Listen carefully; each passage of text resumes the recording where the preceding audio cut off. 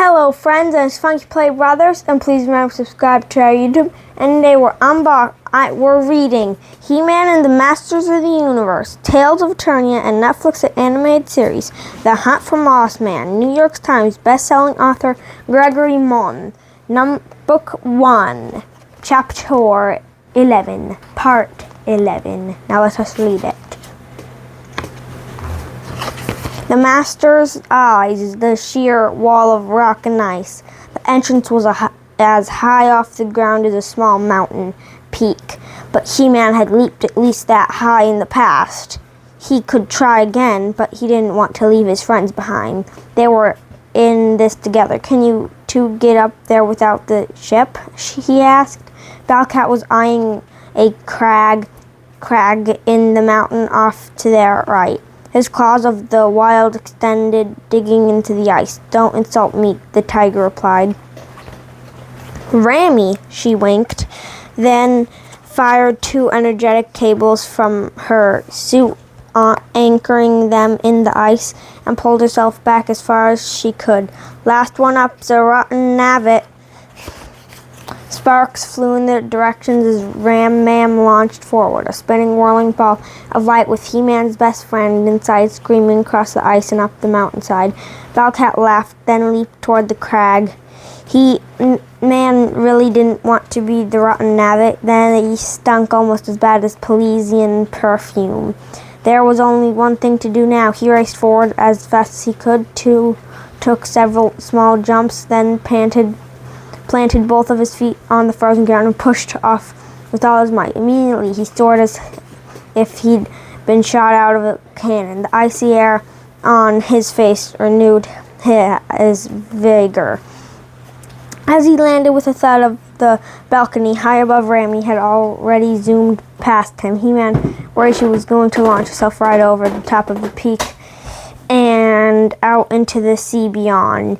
Then, inches from the top of the mountain, she slowed to stop and began to drop back down. He-Man reached out and grabbed her, yanked her over onto the safety of the balcony, and Balcat jumped into place beside them. The fierce tiger roared. Rammy was beamed. That was fun. At the far side of the balcony stood the door to the carnivorous room.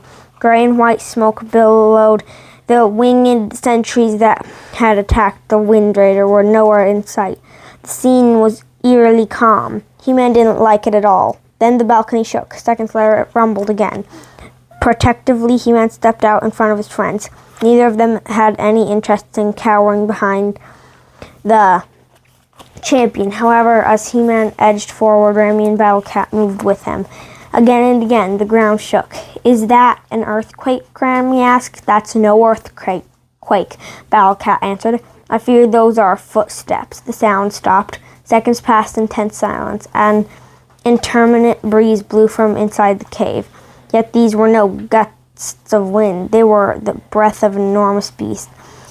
In the darkness of the doorway, a shape took form. A yellow light brightened, and the eye of a dragon appeared in the darkness. She's bigger than I thought, He-Man said. Much bigger, Rammy added. One good thing, though. What's that? Balcat asked. Looks like she's too big to squeeze through the front door. Rammy said, so maybe we can just ask for her help out here. He-Man patted his huge chest and cleared his throat. How did one dress in an ancient dragon sorcerer? Excuse me, us, winged wise one. Silence, the dragon growled. Next, they heard a kind of muttering, and the door before them began to change. The stone frame started to wobble. Ripples passed through the rock and the ice like waves through water, and the door began to grow.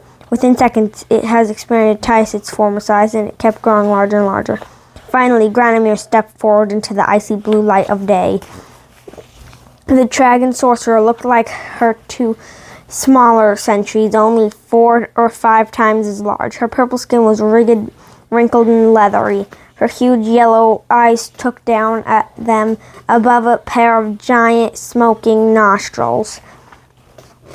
Fangs jutted out of a mouth that looked large enough to swallow the Wind Raider, and a jaw strong enough to crush it. The dragon's legs were thick and powerful, her arms thin but strong, and her belly was so vast and carnivorous that He-Man wondered if this dragon snacked on passing ships. Granomir was undoubtedly fearsome, but she didn't look like she worked out that much. Once she was clear of the doorway, the dragon reared back and stood to her full height. "Who dares invade my territory?" He-Man remained silent, Rami and Battlecat too. The dragon repeated her question. None of the masters said a word. Granomir puffed out a cloud of smoke in frustration. Her voice had lost some of its power when she asked, "Why aren't you speaking?" "You told us to be silent," He-Man noted. "You literally yelled silence," Crass added. "It was quite convincing," said Battlecat. "Yes, well, you can speak. Who are you and what are you doing at the door of my castle?" He-Man took a deep breath and tried to stand taller. "We are the masters of the universe," he said, "and we need your help." The dragon paused. She eyed He-Man's sword, and then she began to laugh. "You might be the master of the universe, but I am the master of the ice mountains, and I'd like you to leave." "No," Rami answered. "Excuse me?" "I said no. We're not leaving here until you at least hear what we've come to say." "You will leave," the dragon replied. "Then I want you to leave." Granomir sucked in a huge breath of air, one that explained her chest to almost twice its previous size. "Run!" Battlecat roared. "Take cover!" Remy rushed to the right. Battlecat dashed to the left, but He-Man did not move. He bent his knees, raised the sword of power, and held his ground as the river of flame shot toward him from the great dragon's mouth.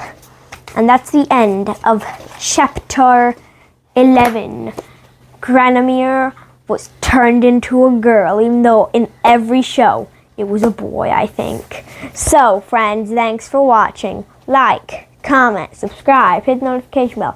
We're also on social media as Funky Play Brothers and Funky Play Bros. Support our vlog at cashapp at the $sign Funky Play Brothers. Thank you for watching. Bye.